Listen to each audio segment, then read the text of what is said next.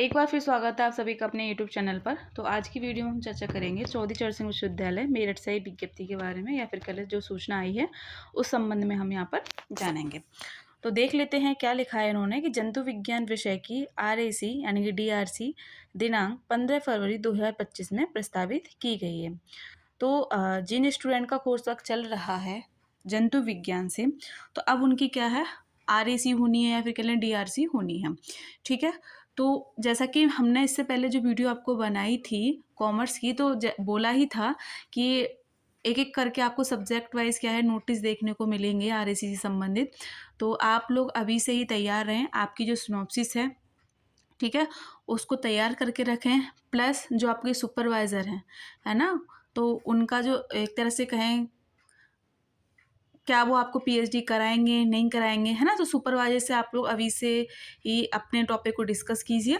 ठीक है, तो यहाँ पर ये सारी चीज़ें आपको रखनी है। और देखिए यहाँ पे इन्होंने सीधे सीधे बोला भी है कि जो आपकी DRC होगी या फिर RAC होगी, तो प्री PhD कोर्स वर्क के छात्रों को क्या है, उक्त तिथि यानी कि 15 फरवरी 2025 को क्या है, समय पर उपस्थित होना है।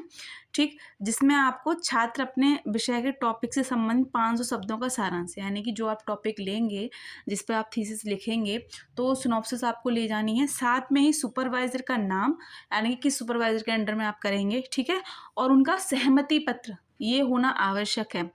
जब तक सुपरवाइज़र का सहमति पत्र नहीं होगा तब तक एक तरह से कहें आपके गाइड आपको हाँ नहीं बोल देते, सर्टिफिकेट पे साइन नहीं कर देते, तब तक क्या है आप RAC में अपना जो प्रस्तुतिकरण देंगे वो पूर्ण नहीं माना जाएगा। ठीक है, यहीं से आप अभी से ही, अगर किसी ने भी सुपरवाइज़र नहीं ढूंढे हैं, वैसे जहाँ तक मेरी समझ आती है, क्योंकि कोर्स वर्क आप लोग का स्टार्ट हो चुका है, तो सीधी सी बात है सुपरवाइज़र आप लोगों ने देख ही लिए होंगे किसके अंडर में जाना है। तो सर्टिफिकेट बनेगा, उनका सहमति पत्र जो बनेगा, ठीक है, तो उसमें क्या है उनके सिग्नेचर होंगे, और जो आपकी सिनॉप्सिस है तो उसकी RAC बैठेगी। तो जो आप सिनॉप्सिस बनाएंगे तो उसी के संबंध में ही क्या है, आपसे जो प्रोफेसर आएंगे तो आपसे क्वेश्चन पुटअप करेंगे। तो ध्यान रखें कि आप जो टॉपिक ले रहे हैं अपने सब्जेक्ट का, तो टॉपिक ऐसा लें जिसमें आपको रुचि हो। ठीक है, रुचि के साथ साथ क्या है, आपको उसके विषय में ज्ञान हो, क्योंकि क्वेश्चन आपका एक तरह से का जो इंटरव्यू है आपकी सिनॉप्सिस पर ही रहेगा। तो ये चीज़ आप ध्यान रखेंगे, चाहे विषय कोई सा भी हो, चाहे जंतु विज्ञान हो, फिजिक्स हो, केमिस्ट्री हो, या फिर कह लें हिंदी हो, इंग्लिश हो, है ना। तो आपको अपने विषय में पता है किस क्षेत्र में आपकी ज़्यादा रुचि है, किस पे आपकी ज़्यादा कमांड है, तो उसी के अंतर्गत आपको टॉपिक लेना है। और आपको चैप्टराइजेशन ऐसा करना है जिससे अगर आपसे चैप्टराइजेशन पूछा जाए तो आप बेझिझक बता सकें, है ना। तो ये सारी चीज़ें आपको ध्यान में रखनी है। तो आज के नोटिस में इतना ही था कि जो जंतु विज्ञान से जितने भी स्टूडेंट प्री PhD कोर्स में जिनका सिलेक्शन हुआ है, तो उनकी क्या है अब RAC होनी है, और साथ में ही सुपरवाइजर का जो सर्टिफिकेट है यानी सहमति पत्र भी क्या है आपको लगाना है। ठीक है, अपने सिनॉप्सिस के साथ ही।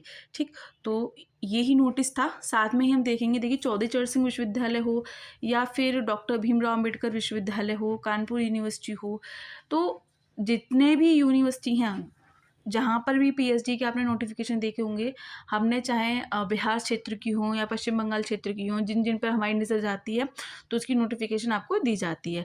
तो यदि कोई स्टूडेंट PhD करना चाहते हैं, आपकी जानकारी में है और उन्हें नोटिफिकेशन नहीं मिल पाते हैं, तो आप देखिए चैनल को ज़्यादा से ज़्यादा शेयर कराइए, ठीक है, और सब्सक्राइब कराइए, जिससे क्या है उन स्टूडेंट के पास भी क्या है नोटिफिकेशन टाइम से पहुँचती रहे। ठीक, और अपना सपोर्ट बनाए रखिए, तब तक बने रहिए अपने चैनल के साथ। बहुत बहुत धन्यवाद।